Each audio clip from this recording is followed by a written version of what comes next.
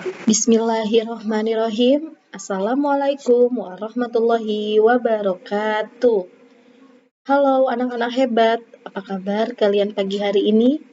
Semoga kalian selalu sehat dan selalu dalam lindungan Allah Subhanahu wa Ta'ala. Baik, hari ini kita akan belajar tema 9, subtema 1, muatan pelajaran ilmu pengetahuan sosial. Sebelum kita mulai pembelajaran pada pagi hari ini, marilah kita bersama-sama membaca basmalah. Bismillahirrahmanirrahim.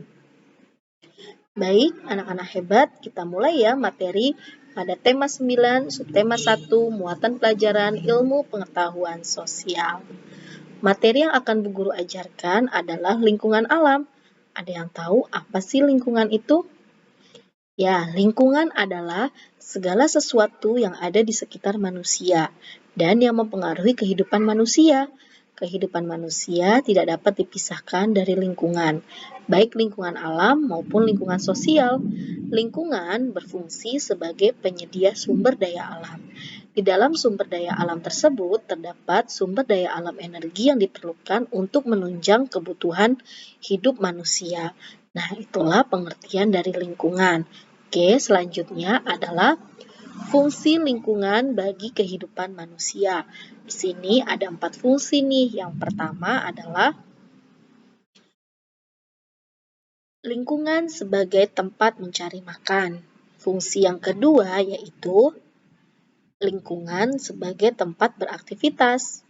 Fungsi yang ketiga adalah lingkungan sebagai wahana atau tempat bagi kelanjutan kehidupan.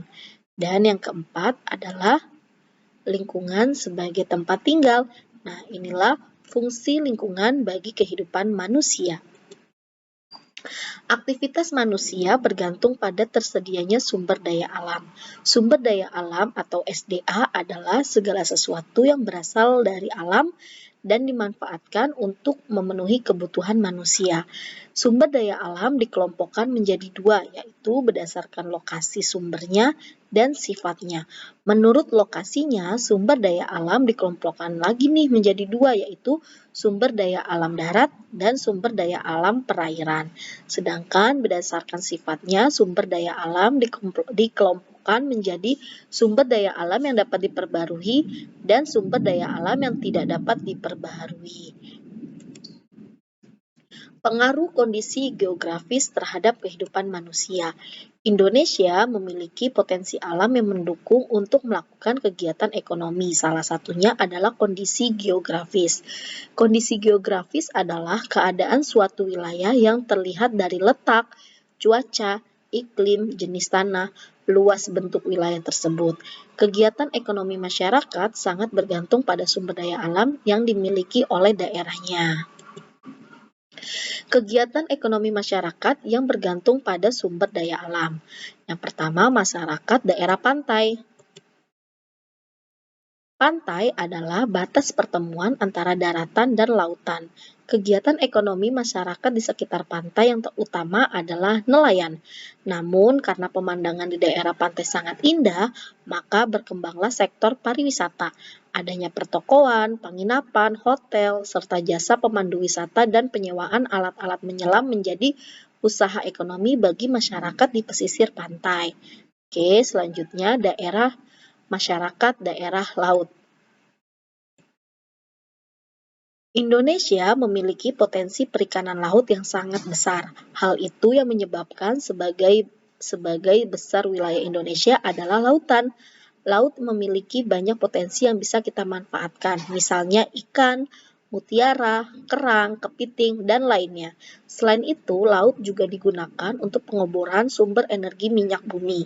Selain hasil laut, kita juga bisa memanfaatkan laut sebagai wisata bahari, misalnya menyelam. Dengan menyelam, kita bisa melihat keindahan di bawah laut. Contoh daerah yang memiliki keindahan bawah laut adalah Raja Ampat di Papua dan Bunaken di Sulawesi Utara. Selanjutnya adalah masyarakat daerah sungai. Sungai merupakan lingkungan alam yang sangat penting. Sebagian orang menggunakan sungai sebagai sumber air bagi kehidupannya. Namun, ada juga orang yang menggunakan sungai sebagai sumber pengairan bagi pertaniannya. Sungai juga dapat menjadi jalur transportasi bagi masyarakat. Salah satu usaha ekonomi yang memanfaatkan sungai yaitu mendirikan pasar terapung.